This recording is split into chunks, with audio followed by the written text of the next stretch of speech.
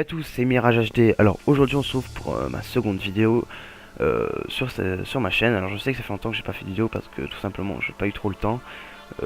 Avec les cours et tout, j'ai pas eu trop le temps. Voilà, alors aujourd'hui je vais vous parler de l'industrie de Red Bull. Qu'est-ce qu'elle nous cache, enfin, qu'est-ce qu'elle nous cache? Parce que c'est un peu le Red Bull. Alors tout d'abord il faut savoir que le Red Bull, c'est un génie du marketing. Il a sponsorisé énormément d'équipes sportives et culturelles. Il y a énormément d'équipes qui sont sponsorisées par Red Bull. Alors,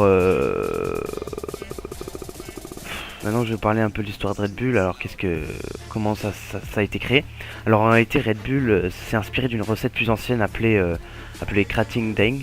Alors, c'est une boisson dont le nom français se nomme Taureau Rouge, hein, vous l'aurez deviné, voilà.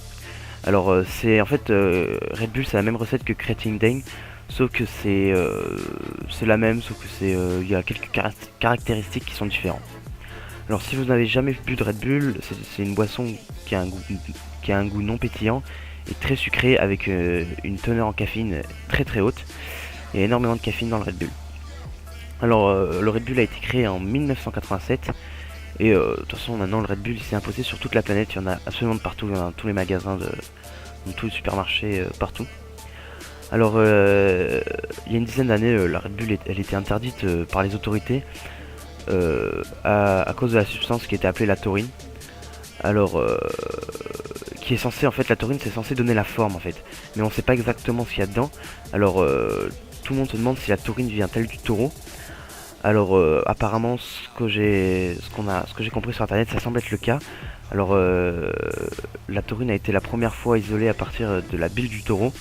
D'ailleurs, la taurine, c'est la bile du taureau. Elle a été pour la première fois découverte en 1827. Voilà, par un scientifique autrichien. Voilà, ça on s'en fout un peu, mais ce qui est important, c'est de savoir que la bile vient bien du taureau. La taurine vient bien du taureau. Et ça fait partie de la bile. Alors, bien sûr, on ne sait pas exactement encore si la taurine est dangereuse pour le corps humain, vu que il y a des recherches qui ont été faites, mais sans succès. Enfin, sans succès. Ils savent pas exactement encore. Voilà, c'est à peu près tout ce que j'avais à vous dire sur Red Bull. C'était à peu près tout ce que j'avais à vous dire sur Red Bull. J'espère que cette vidéo vous aura plu. N'hésitez pas à liker et commenter. Ça me fera plaisir. Et voilà. Allez, ciao tout le monde. We make the strings louder.